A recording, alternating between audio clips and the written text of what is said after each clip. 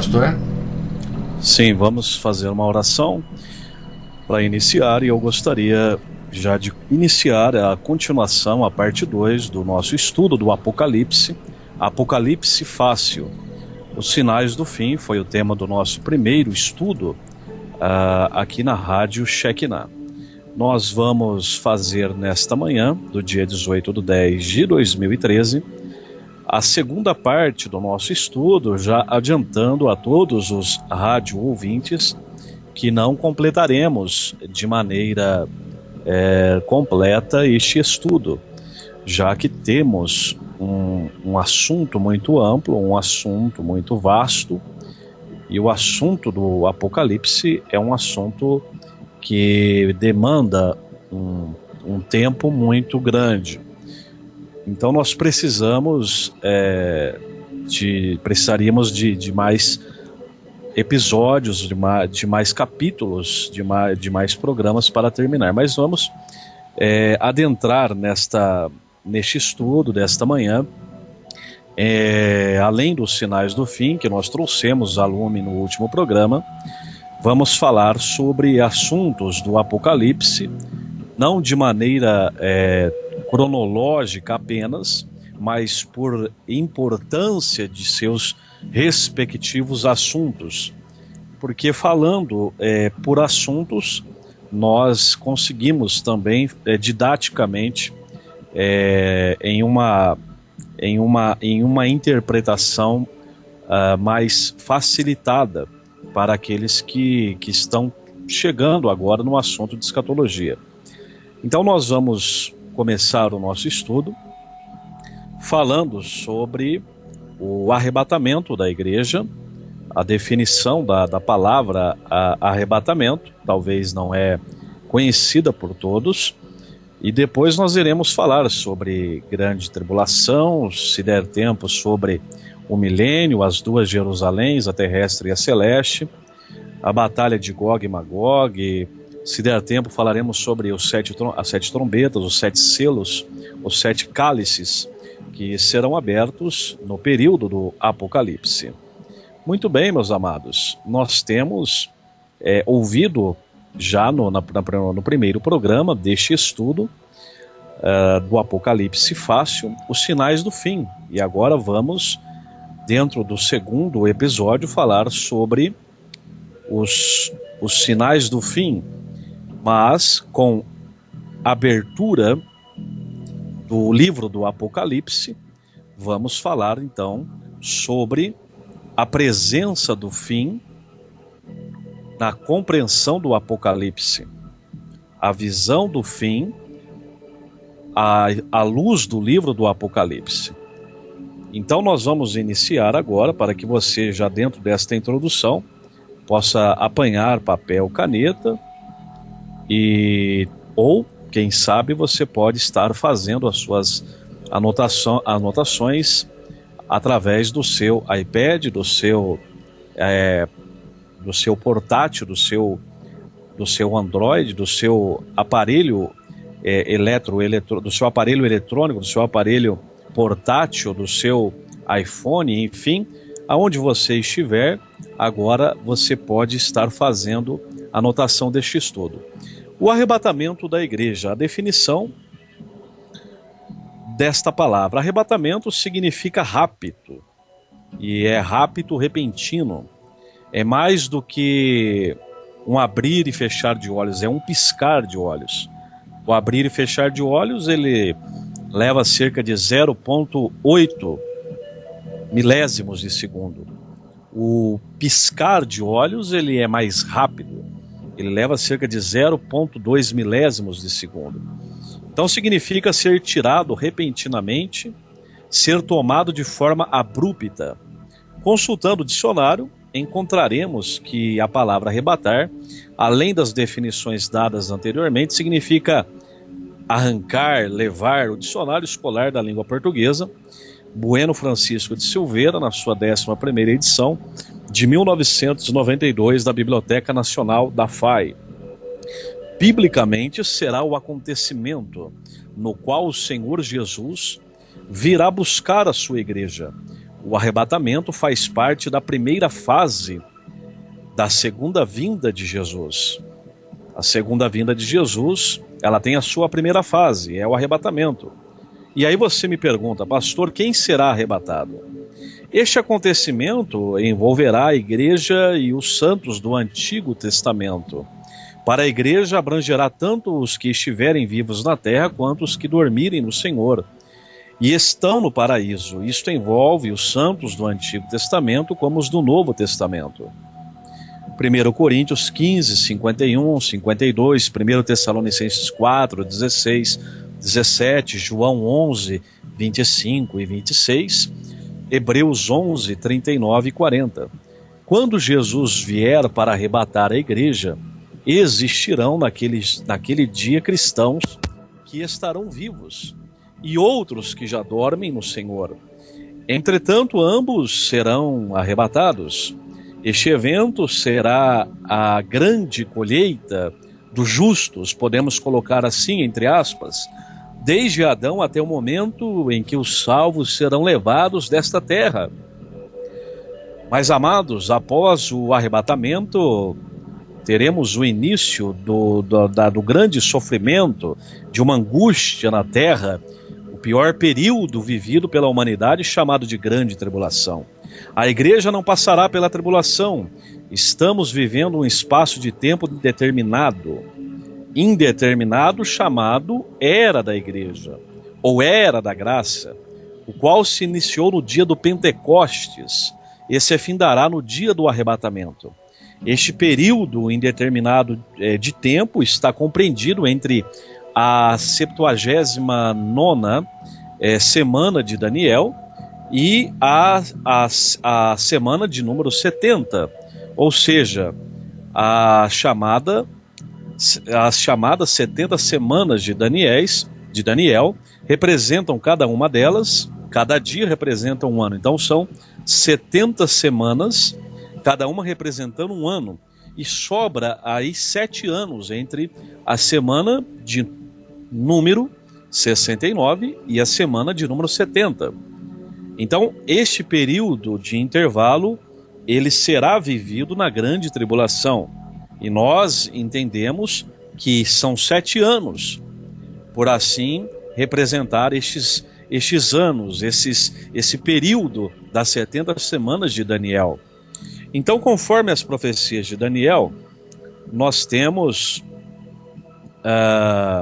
esta compreensão sobre os 7 anos da semana de Daniel, vindo depois da grande tribulação, ok? A igreja, ela será tirada, como nós dissemos, e ela vai ser buscada, raptada, tirada abruptamente por Cristo Jesus. Esse é o nosso maior desejo. Entretanto, existem muitas coisas para acontecer após o arrebatamento da igreja. Deus não esquecerá do seu povo, Israel, claro. Ele cumprirá certamente as promessas feitas a Abraão, Isaque e Jacó. A sua palavra e as suas promessas jamais voltarão vazias. Deus precisa tratar com Israel, purificar aquela nação e prepará-la para recebê-lo como rei e senhor. Zacarias 13, 8 e 9, Mateus 13, 35 e 38, Romanos capítulo 25 e 32 ao 32, os seus respectivos versículos. E é justamente no período chamado Grande Tribulação que Deus realizará esta obra. E é justamente sobre este assunto que eu estarei tratando neste momento. A Grande Tribulação. Chamamos de Grande Tribulação o período de transição entre a era da igreja e o milênio. Jesus afirmou que este período será o mais terrível, pelo qual a humanidade, principalmente Israel, já passou, lá em Mateus 24, no 21 e o 22. Este período durará 7 anos e se encerrará com a volta gloriosa do Senhor Jesus, para livrar Israel e implantar o seu reino milenar. Mateus 24, verso 29 e 30. Apocalipse 1, do versículo 7 e 8. Os 7 anos da grande tribulação serão literais? É uma pergunta que eu vos faço. E eu respondo absolutamente sim. Se não vejamos, amados, Sabemos que a duração da tribulação será de 7 anos pelas profecias bíblicas, em especial as que se encontram no livro de Daniel. Este período compreende a semana de número 70, profetizada em Daniel 29, do 24 ao 27. Deus determinou um tempo para restaurar a Israel, que seria contado a partir da saída do cativeiro da Babilônia. Mais precisamente a contar da ordem para a reedificação de Jerusalém. Este período seria de 70 semanas de anos, que corresponde a 490 anos. Por isso são 70 semanas, como eu expliquei, para cada dia da semana representando um ano, então você chega a este número, 490 anos, até as 70 semanas de Daniel, do intervalo da 79ª até a semana de número 70. Então nós temos a 79ª e a semana 70. Israel foi a nação escolhida por Deus para que anunciasse a vontade do Senhor ao mundo e mostrasse a glória deste maravilhoso Deus. Deus confiou a sua lei à nação de Israel, todos nós sabemos. Porém, Israel, amados, desviaram-se do Senhor, do seu Deus, esqueceram das promessas de chegar à terra que manava leite e mel, a Canaã, e não deram ouvidos ao Criador. Mateus 23, 37. Devido ao pecado daquela nação, então o povo foi dominado pelo rei da Babilônia e levado cativo, permanecendo no cativeiro por 70 anos. Jeremias 25 e 11, 12. Muitos judeus foram levados para a Babilônia, Jeremias 29 e 10. Dentre eles estava um jovem chamado Daniel, que significa a semântica, a raiz da palavra, Deus é o meu juiz. Daniel vivia entre os cativos da Babilônia quando o Senhor falou com ele sobre este período das 70 semanas, das quais a última corresponde à grande tribulação. No Antigo Testamento havia semana de dias e semana de anos também. A palavra semanas no hebraico é Shabuá, ou Shambuá. Significa uma unidade ou período de 7, pode ser 7 dias, semanas, anos ou qualquer grupo de 7. O Dicionário Internacional de Teologia do Antigo Testamento, Harris, do autor Harris, e Laird Hersher Gleason, e outros autores da editora Vida Nova, na página 1515, nós temos esta definição sobre 7 anos, 7 semanas, 7 dias, enfim, a definição do número 7. Dentro do contexto, o período corresponde à semana de anos, pois, número 1, haviam propósitos a serem cumpridos nesta semana, ou nessas 70 semanas, que não se cumpriram na semana de dias, lá em Daniel 9, 24. Segundo, um dos motivos do cativeiro foi a quebra da lei do ano sabático. Depois você pode estar vendo Levítico 26, 33 e 35, onde se trabalhava durante 7 anos e se trabalhava durante 6 anos e folgava no 7º. E por um número muito grande de anos, esse período ele não foi obedecido. Ou seja, o período dos anos correspondentes à passagem de Israel no Egito. Então sobraram 70 anos sabáticos para serem guardados nesse caso. Então esses anos sabáticos, eles representaram, né, os 70 anos que Israel ficou cativo em Babilônia. Então neste caso era uma semana de anos. Durante 6 anos a terra seria trabalhado, no 7º, como eu disse, se descansaria, é o chamado ano sabático. O ano sabático era o 7º ano de uma semana de anos. Daniel reconhece que o período de 70 anos do cativeiro estava se encerrando. E para nós entendermos, amados, Apocalipse, é fundamental nós temos este elo, esse eixo, até o livro de Daniel. A terra repousara 70 anos e deste modo tinham sido pagos ao Senhor os 70 anos sabáticos, devidos a ele pelos anteriores, né, 70 períodos e 7 anos. Lá em Daniel 9:2, 2 Crônicas 36:21. Quando Daniel está orando sobre o assunto, o anjo Gabriel aparece e o informa que a restauração de Israel não ocorreria com o término do cativeiro, mas somente após um outro período de 70 setes. Preste atenção no número 7. Preste atenção também à clara referência em Daniel capítulo 12, versículo 11. A metade do último período de 7, citado em Daniel 9, 27. Nesta passagem, metade corresponde a 3 anos e meio. O que são 3 anos e meio? 1260 dias. E aí você coloca um mês a mais neste período. Vale lembrar que um ano profético no calendário hebraico é de 360 dias, com cada mês de 30 dias. Deus, pela sua onisciência, sabia que mesmo após o cativeiro, o povo voltaria a pecar. Israel precisaria agora de uma mudança profunda, e o Senhor falou que levariam 490 anos para que a nação fosse completamente restaurada. Entretanto, a contagem de anos parou na semana de número 69, faltando uma semana, que são 7 anos, que serão cumpridos, amados, na grande tribulação. A contagem parou com a rejeição e morte do Messias, iniciando a era da igreja e o tempo dos gentios. Após sair da Babilônia, o povo rapidamente esqueceu do Criador, voltando novamente à idolatria e outros pecados. Deus continuou advertindo aquela nação e por fim enviou seu próprio filho, ao qual eles crucificaram. Os judeus não reconhecem a Jesus como rei até os dias de hoje, muito menos Messias, rejeitando aquele que os podia salvar. Entretanto, muito dentre os gentios que dantes estavam afastados do Senhor creram naquele que enviou, o nosso Senhor Jesus Cristo. Os que creram em seu nome foram feitos filhos de Deus, como diz o apóstolo João. A salvação, portanto, chegou aos gentios pela fé em Jesus. Agora cabe à igreja de Cristo anunciar as maravilhas deste Deus que nós conhecemos, atendendo o ID, anunciar a salvação, o ano aceitável do Senhor. Mas voltando, amados, no ano 70 depois de Cristo, Jerusalém foi tomada pelo general Tito e o templo foi destruído, sendo os judeus dispersos por todo o mundo e Israel sumindo como nação temporariamente. Porém, o Senhor não se esqueceu das promessas feitas à nação de Israel.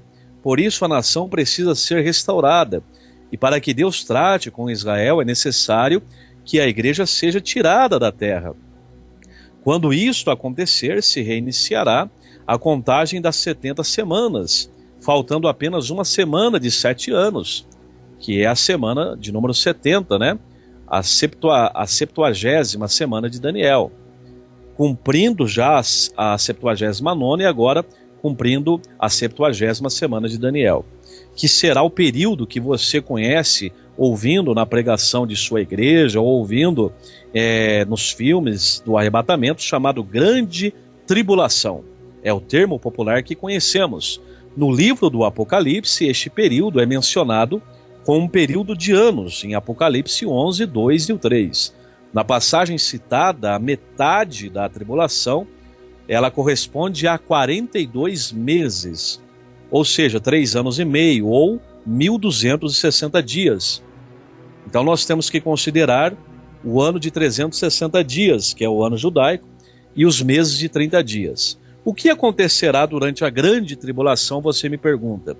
Durante a grande tribulação, Deus não tratará apenas com Israel, mas a ira de Deus será derramada sobre toda a terra e sobre todas as nações. Nestes dias, Deus ele executará juízo sobre a terra, lá em Daniel 8:19, Sofonias 1:14 ao 18, Zacarias 14, do 1 ao 7, Romanos 1:18 e também no capítulo 2, versículo 5 e finalmente Apocalipse 6, do 1 ao 17.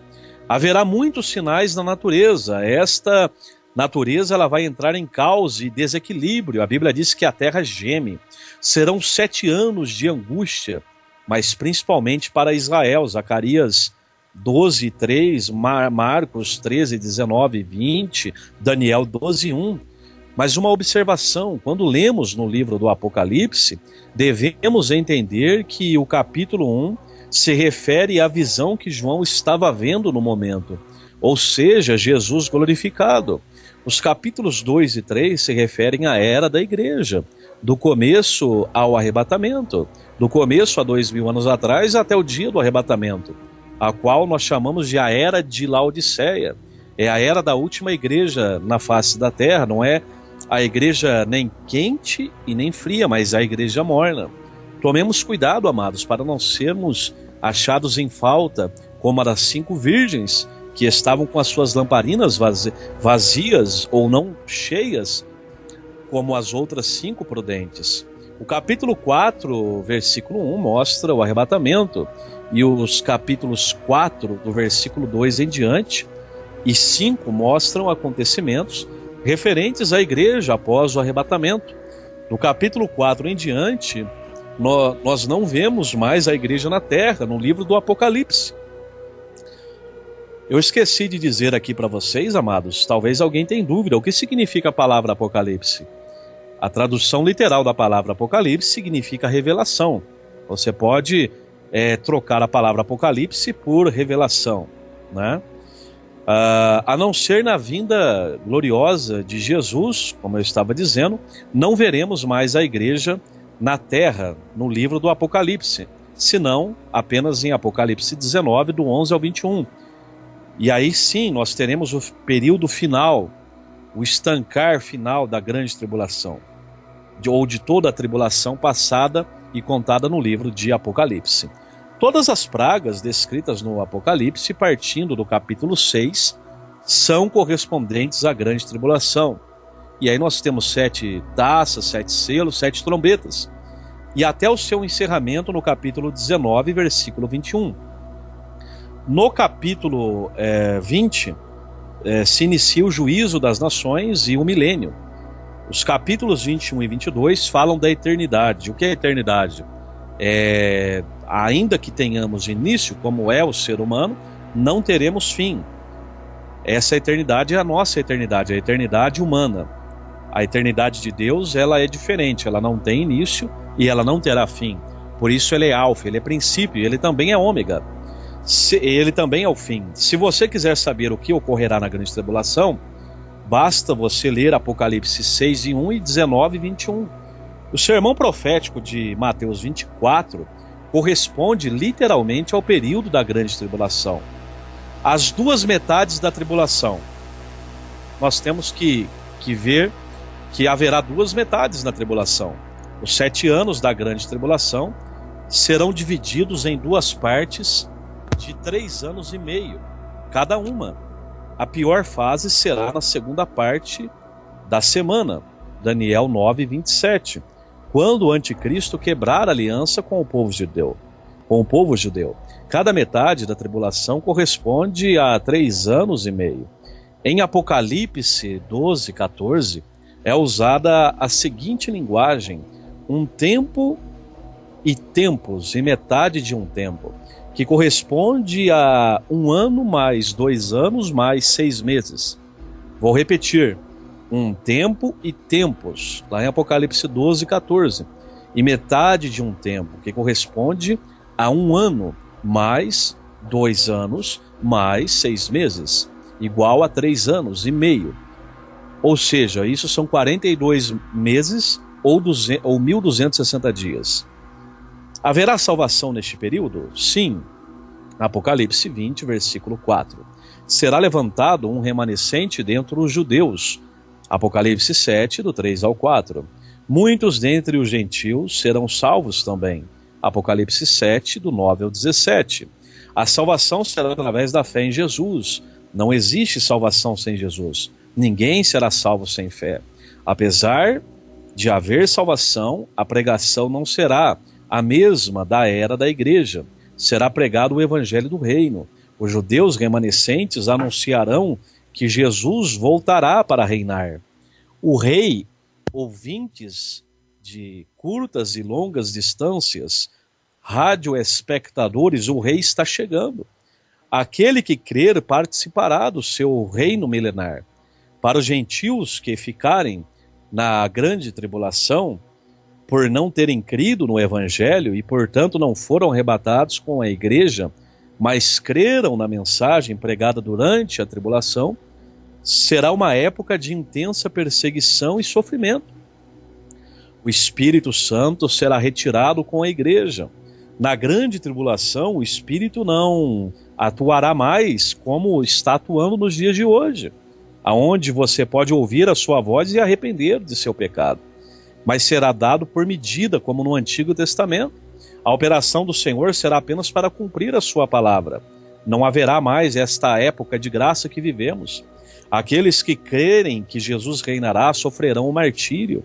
Apocalipse 6 e 9, e também ao 11, e no capítulo 7, do 9 ao 17.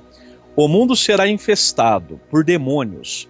Apocalipse capítulo 9, do 1 ao 12, e 12 do 9 e também o versículo 12. Nós vemos que esta manifestação demoníaca será terrível. Talvez alguém diz que o inferno já está na terra. Talvez alguém diz que o mundo está um caos, um desespero, mas não se compara, meus amados, com o verdadeiro inferno que virá sobre a face da terra. A besta colocará uma marca naqueles que são seus, e quem não tiver a marca da besta será perseguido e torturado. Não poderá comprar e nem vender. Haverá um controle total, amados, da besta. Apocalipse 13, do 16 ao 18. Queridos irmãos, tudo isso que falamos está para acontecer a qualquer momento. Mas graças ao nosso grandioso Deus, que por seu infinito amor e misericórdia, por causa do sacrifício do seu Filho Jesus, Ele vai poupar aqueles que o seguem, Ele vai poupar a sua igreja, Ele vai poupar você, servo e serva de Deus, fiel sobre as coisas que virão à terra, como diz em Apocalipse 3 e 10. O nosso assunto é bastante rico em detalhes. Por isso, irmãos, vamos continuar falando sobre agora os fatos que acontecerão neste período. A trombeta tocará para o arrebatamento e a ressurreição. 1 Coríntios 15, 52 e Tessalonicenses 4 e 16. Mas eu faço uma observação. Para os judeus o toque da trombeta era importante, como nós vemos lá em número 10. O toque da trombeta indicava, número 1, solenidades. Número 2, proclamação de guerra. Número 3, manifestação do poder e da vontade de Deus.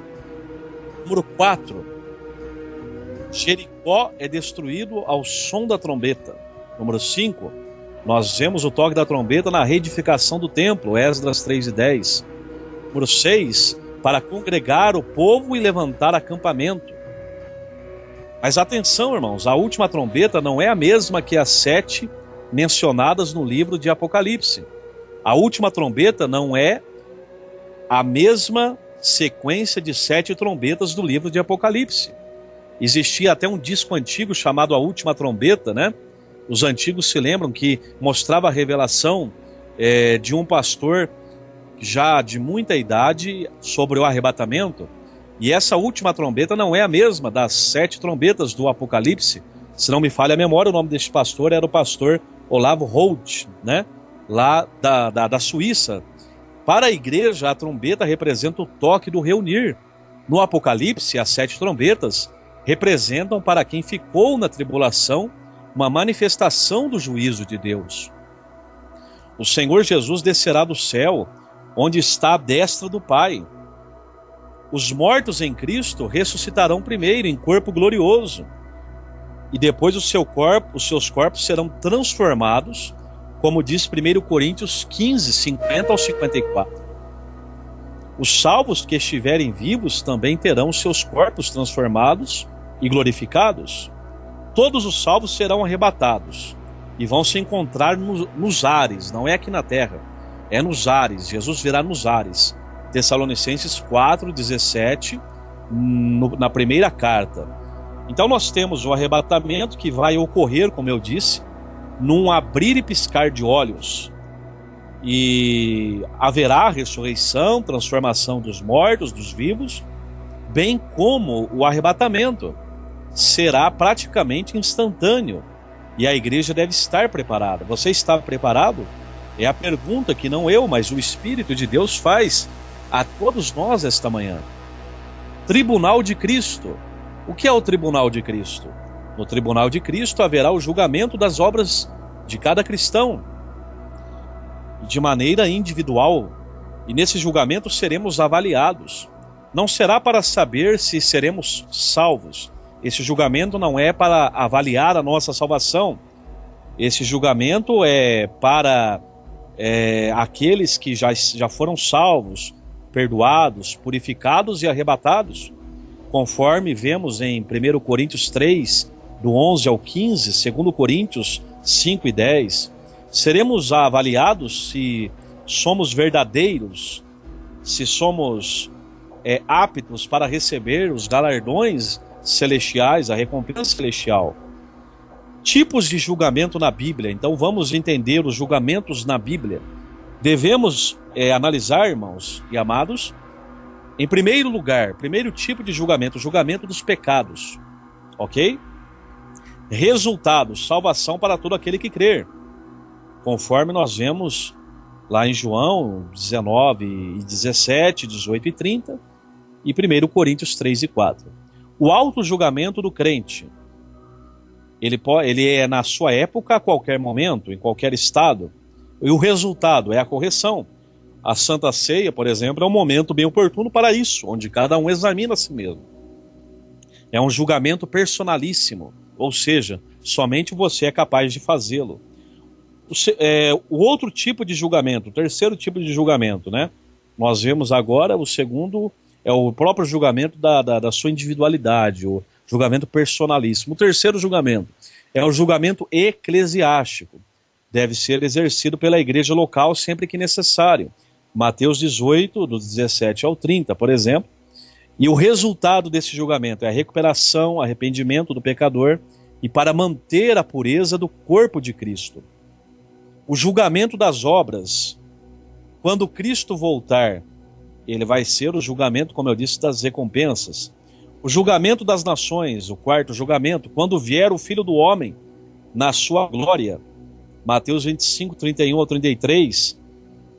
O resultado deste julgamento é a separação de Israel como povo privilegiado, definição de quem entrará no milênio. O julgamento de Israel é mais um tipo de julgamento.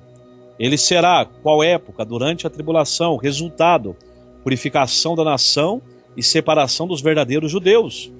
Zacarias 3, do 8 ao 9. O julgamento dos anjos é mais um tipo de julgamento. Os anjos serão julgados, pregador? Sim, serão julgados. Mas que anjos? São os anjos que estão com Deus?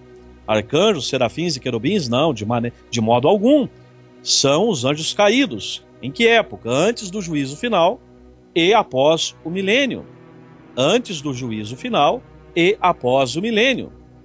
Ou seja, após o período da tribulação, após os 1000 anos, onde haverá o reino de Cristo na terra, e imediatamente antecedendo o juízo final. Segundo Pedro 2 e 4 fala do juízo dos anjos caídos, Apocalipse 20 e 10. E nós estaremos com Jesus neste evento, segundo Coríntios 6 e 3. O juízo final, ele será o grande trono branco. E o resultado deste juízo é aquele que não for achado no livro da vida será lançado no lago de fogo ardente. E esta é a condenação eterna.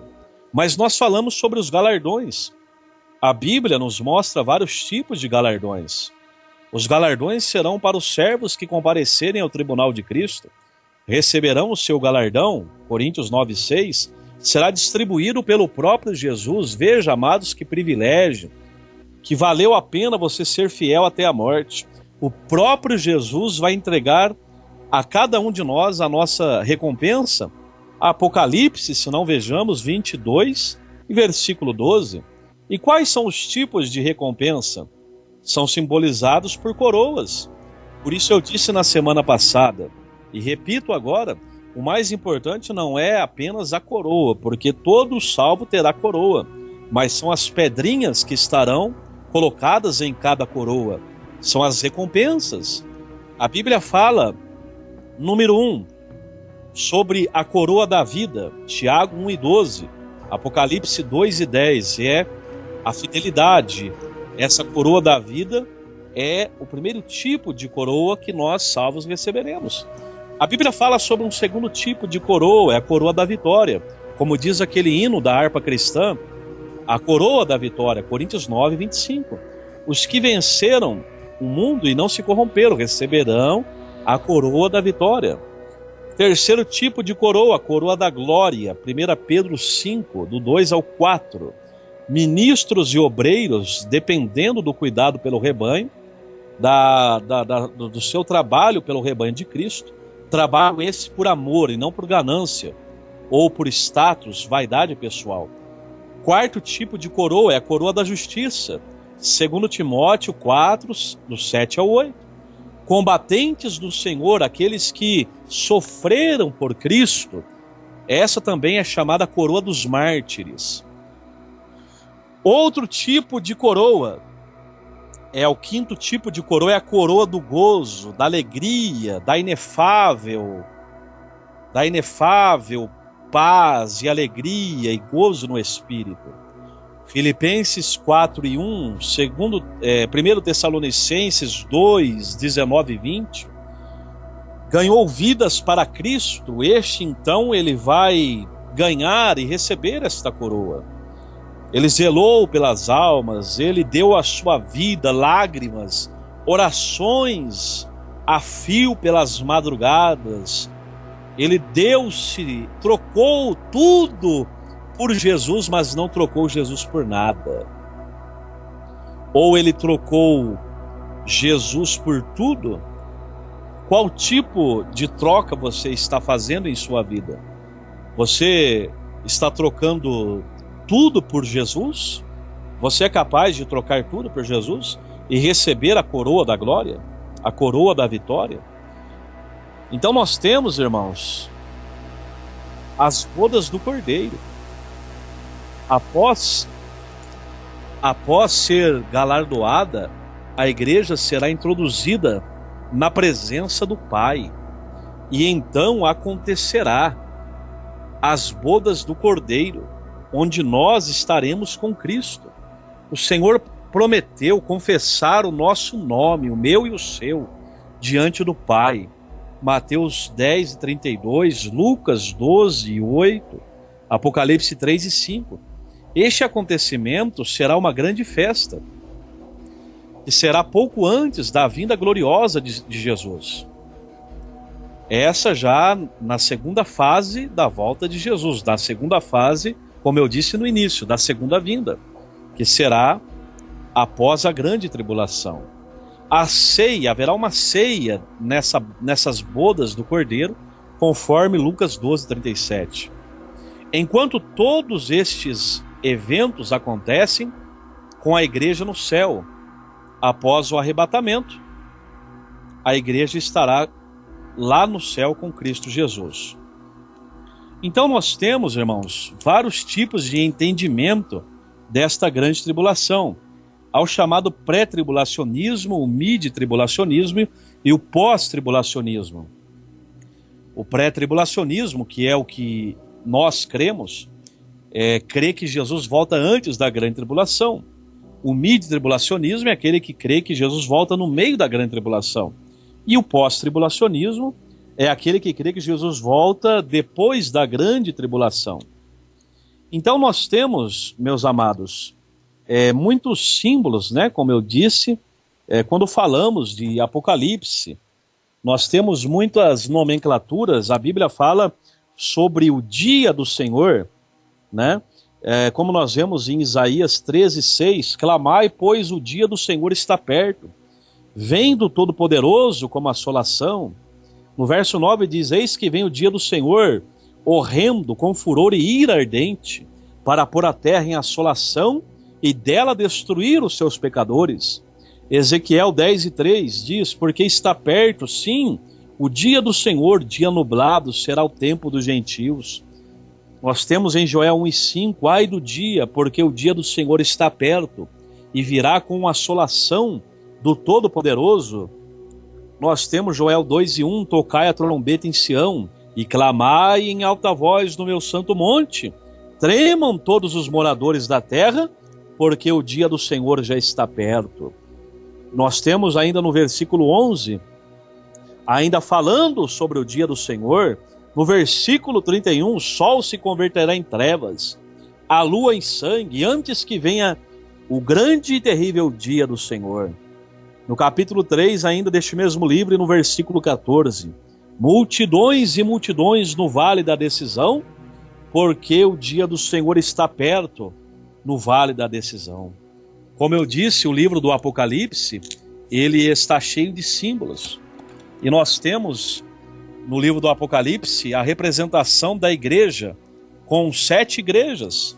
Nós temos Éfeso, que significa desejável, temos Esmirna, que representa amargura, nós temos Pérgamo, representa casamento, nós temos Tiatira, representa sacrifício, nós temos Sardes, representa remanescente, nós temos Filadélfia, que significa amor eterno, e temos finalmente Laodiceia, que o significado é direitos do povo, é a igreja da última hora, é a igreja que estará presente na terra no período do arrebatamento. Nós temos no Apocalipse João simbolizando o símbolo da igreja arrebatada. Nós temos no Apocalipse 24 anciãos sentados no trono. Nós temos no Apocalipse 4 seres viventes. A liderança da igreja na terra continua a sua atividade no céu. Então nós temos também no Apocalipse os 4 cavaleiros, o branco, o vermelho, o preto, o amarelo. Cada um deles com o seu significado. O cavalo branco é a falsa paz. Nós temos isso no capítulo 6. Nós temos o segundo selo, o cavalo vermelho, representa a guerra. Nós temos o cavalo preto no seu terceiro selo, representa a fome. O quarto selo, o cavalo amarelo, representa a morte. E nós temos ainda o quinto selo, do versículo 9 ao versículo 11. Nós temos o sexto selo, do 12 ao 17. Então, irmãos, são muitos símbolos no Apocalipse, mas nós vamos adiantar. O Apocalipse fala das 7 trombetas. A primeira trombeta, o que representa um calor terrível, queimando a terceira parte de toda a vegetação da terra. E já não é isso que está acontecendo com o aquecimento global, o calor que está queimando até florestas em lugares que dantes eram frios, como na Europa. Temos a segunda trombeta, que é o aniquilamento da terceira parte da vida marinha. Temos a terceira trombeta, que é o toque dessa terceira trombeta sobre a terça parte, que é a terça parte das águas, dos rios e fontes que se tornarão amargas e grande parte dos homens morrerão. Depois você, ainda no capítulo 8, né, onde nós estamos lendo, você pode ver a quarta trombeta, que é o toque dessa trombeta e a terceira parte do sistema solar que será atingido. Ou seja, nós temos 7 trombetas. E na quinta trombeta, nessa oportunidade, Deus permitirá que Satanás, a estrela caída, abra o poço do abismo e solte os demônios que estavam presos desde a rebelião nos céus e saíram como escorpiões, ferindo os homens da terra, diz a Bíblia, por 5 meses.